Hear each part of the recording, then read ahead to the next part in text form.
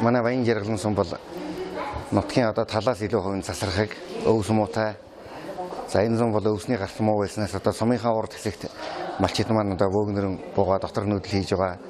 За энэ нэг жоохон хэсэг газарт маань Төв аймаг, Дундгой, Говь Сүмбэр аймагудаас одоо дотор нүүдэл орж ирээд байгаа. За манай Төв аймагаас бол одоо Сэргэлэн, Баян цагаан, Баян ар ус сумдын одоо малчид очиод байна. Манай Багуудын иргэдийн хурал бол 11 сарын 24-өөс 26-ны хооронд хуралдаад энэ жилийн хувьд бол одоо манай нутаг бол одоо гандуу мөн одоо цэцэг шүлгийн өвтний голомттой учраас гадны малчид авах боломжгүй гэсэн тогтоол гараад дараа нь сумын иргэдийн хурлын тогтоол гараа. Гэтэл одоо гаднаас сумдын малчид одоо үүнийг үл тон орж ирээд малчдын дундуур буугаад бас хүндрэл учруулад байна. За энэ Баян Сэргэлэн, Баян цагаанаас ирсэн малчид бол өвчний голомттой болон одоо голомтой газрыг дайж ирсэн малчид байж байгаа.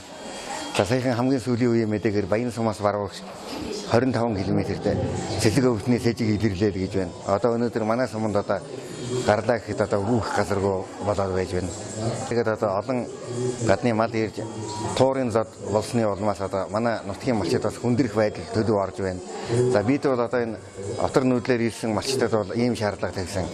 За манай нутгийн урд захаар хашаатын нуруу их баг уулын орчмоор бол өвстэй. Энэ уруу бол манай нутгийнхан гарч буугаагүй байна. Газар зааж өгсөн. Гэвч зарим нь бол одоо манай тогтоол шийдвэрийг үл хүндэтгэн малчдын дунд буугаад одоо 50-д олон адуутай мянгаар суурилсан адуугаар малчдын маань хүндрэх асуудал одоо нэлээд газар авч байна. За ирэх 17 онд бол манай сум бол орон нутгийн хөгжлийн сангаараа нэлээд ажлуудыг одоо хуваарлсан байгаа. За энэ дундаас одоо магтлагын цагийг барих ажлыг эхжүүлэх, мөн одоо арьс чир түүхий эдийн анхан шатны боловсруулалт хийх, арьс нэхий элдвийг техник технологиг нэвтрүүлэх хамгийн гол одоо тийм ажлыг төлөвлөсөн байгаа.